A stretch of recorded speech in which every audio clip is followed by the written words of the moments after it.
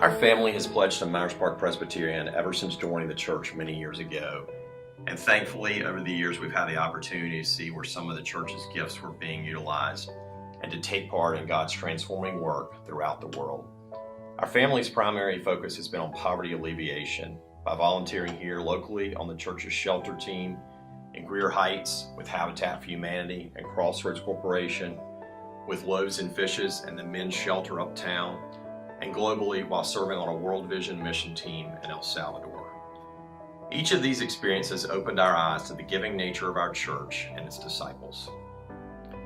However, our church's incredible generosity became most apparent when my own family was the one in need.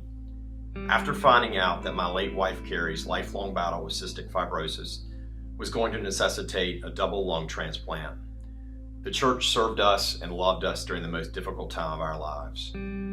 With no blood family here in Charlotte, it was our church's care team who prevented us from sinking from what felt like the weight of the world on our backs. The care team exemplified the true meaning of outreach and service to one's church family. Ironically, we were not even aware that such a care team existed until we had one at our own house serving us. Needless to say, we could not have survived without this team's unwavering, tireless support. The fact that they were willing to devote so much of their free time to our family took caring and self-sacrifice to a level we had never witnessed before. The church's meal ministry also played a huge role in our lives when Carrie's condition deteriorated and in the aftermath of us losing her, as I began the process of becoming a single dad to our then 2-year-old son Parker, and was suddenly responsible for meal preparation and his entire well-being from that point forward.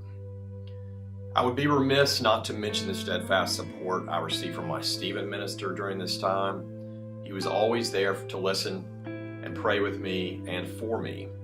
Also, my 2 Bible study groups here, the Weekday School Dads group and the Men of Purpose group, have been vital to my ongoing spiritual wellness. Finally, the weekday school at our church was instrumental not only in Parker's early faith formation, but also in nurturing him during such a difficult time in his life.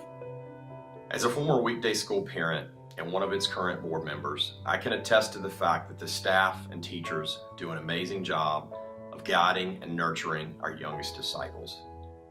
Parker is now 6 years old, and I am the leader of his Cub Scout den with Impact 55 here at Myers Park Pres.